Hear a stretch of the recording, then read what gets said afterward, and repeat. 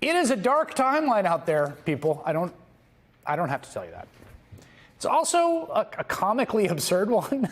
This is a video obtained yesterday of some of those DC soldiers, on DC trash patrol. With no crimes to fight, no protests to break, they are picking up garbage around monuments in the Capitol wearing reflective safety vests over their camouflage working uniforms.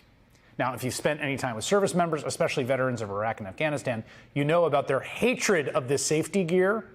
Ask any Army vet how they feel about the standard issue item formerly known as the belt, high visibility. It is an object of ridicule and endless memes for exactly the same reason that this video of those service members on trash patrol strikes a funny chord, right? Soldiers wear camouflage to conceal themselves from the enemy they want to kill. Safety vests are what municipal workers put on so you can see them at work. And what you are seeing in front of your eyes is the cognitive dissonance of soldiers doing the work of a municipal crew in a supposedly crime-ridden major American city. It is odds with their training and bizarre on many levels, not least of which is the fact that Trump's Secretary of Defense keeps saying that troops should be warriors and killers and do less stuff that isn't lethal. Basics. And one of those basics is the warrior ethos. We're restoring the warrior ethos. My job is to revive the warrior ethos inside the military, get back to basics. That's what Donald Trump asked me to do. Your job is to bring a war-fighting ethos back to the Pentagon. Your job is to make sure that it's lethality, lethality, lethality. Everything else is gone. Everything else that distracts from that shouldn't be happening. Is that what's happening in D.C.? Is this Pete Hegseth's warrior ethos? Also, lethality, lethality, lethality, then should we be deploying those people against Americans? They mobilized 2,200 National Guard soldiers from as far away as Louisiana, by the way, who have lives and jobs, to come to Washington and do the work of the National Park Service.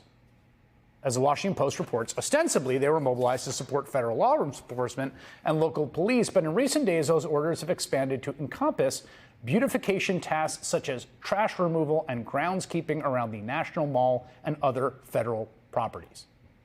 Service members may work on removing graffiti too. So lethality, lethality, warrior ethos, mulch. Now, typically, the Washington Post says this kind of work falls to the National Park Service, which would make sense, and was already understaffed when Trump and the so-called DOJ efficiency project purged them this spring.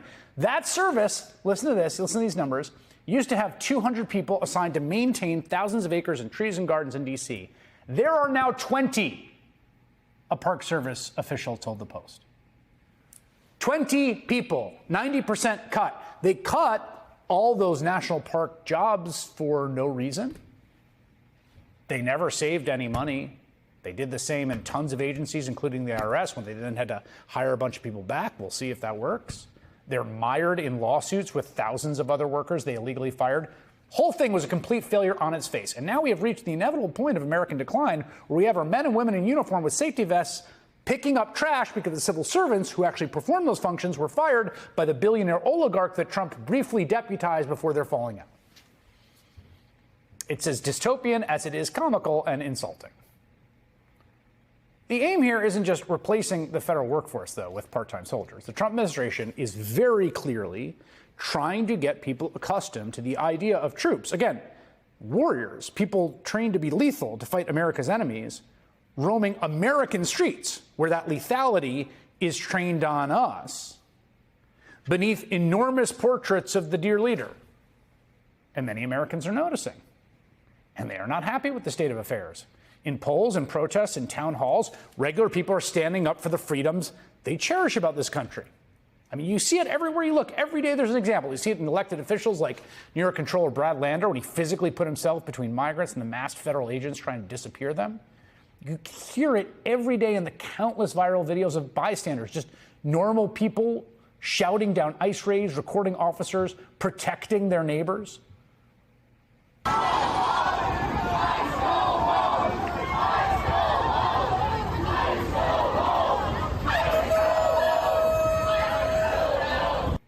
You're seeing it in, let's call it untraditional protests, like that of the so-called sandwich guy who chucked a hero at one of those armed federal agents on the street in Washington 2 weeks ago.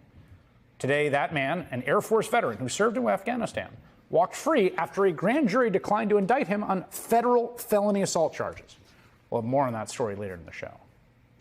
So, all around the country, in every nook and cranny, in red states and blues, in big cities and small towns, and in ways small and large, civil servants and everyday people are rebelling against the idea of being under the watchful eye of a state security apparatus and soldiers in camouflage with long guns who are being, by the way, exploited by the aspiring autocrat in the Oval Office.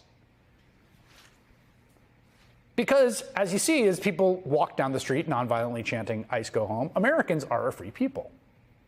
We have a birthright to that freedom that we've worked for and fought for hundreds of years, and we are not going to give it away to Donald Trump.